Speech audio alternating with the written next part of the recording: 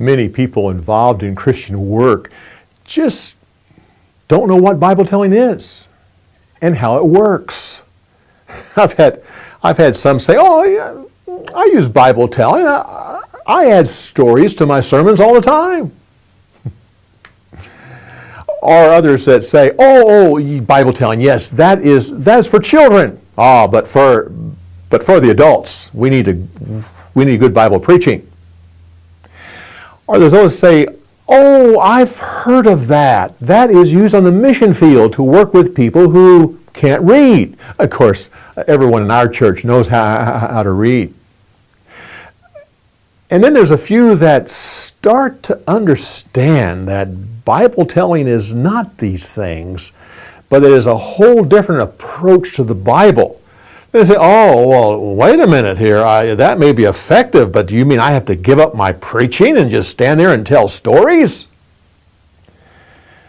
In all these areas, there's just a misunderstanding. And believe me, Bible telling is too valuable to miss it because of misunderstandings.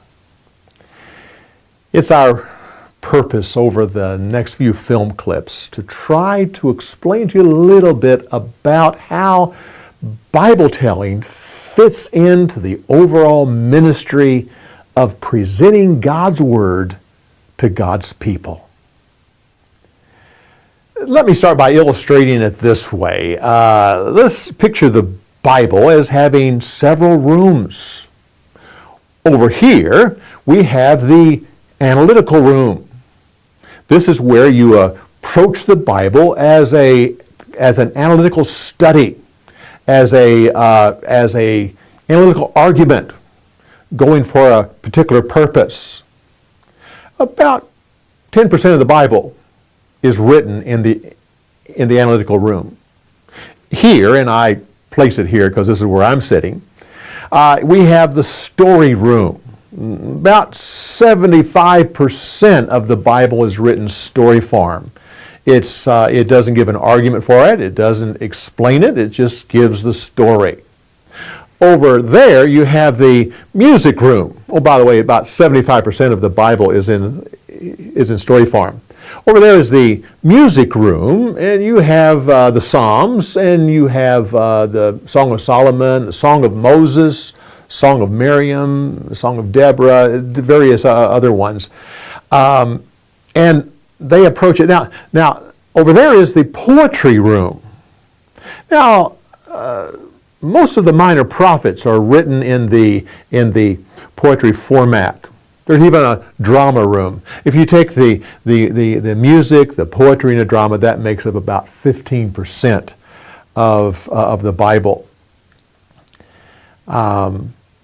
So when you teach the Bible, you have a lot of variety. You're not stuck just in one room. The Bible's written in these different formats, and they can be presented in each of these formats. You can present the epistles and the areas that is an analytical argument as an outline and teach towards a particular destination. There's the stories that you can tell as a story, or the music that you can sing, and so on and so forth. But there's even more variety than that. See, from each of these rooms, you can deal with the rest of the Bible. In the analytical room, you can take a story and you can outline it, and you can put applications there and teach it with a PowerPoint and with written studies, or the same with a poem. From the story room, we can tell a psalm as a story, or we can take an epistle and tell it. And from the music room, you can sing all these things. So you see, there's a lot of variety. Not only can you go to each of the rooms, but from each room, you can talk about the other areas. Oh, the Bible is a wonderful book that is fascinating and should always be interesting as you deal with these different areas. Now, in the next few film clips, we want to mainly deal a little bit about the analytical room, but mostly about the story room. There's a lot of people who are expert at the analytical approach to things, but very few who really have mastered the story viewpoint, the story Bible-telling room.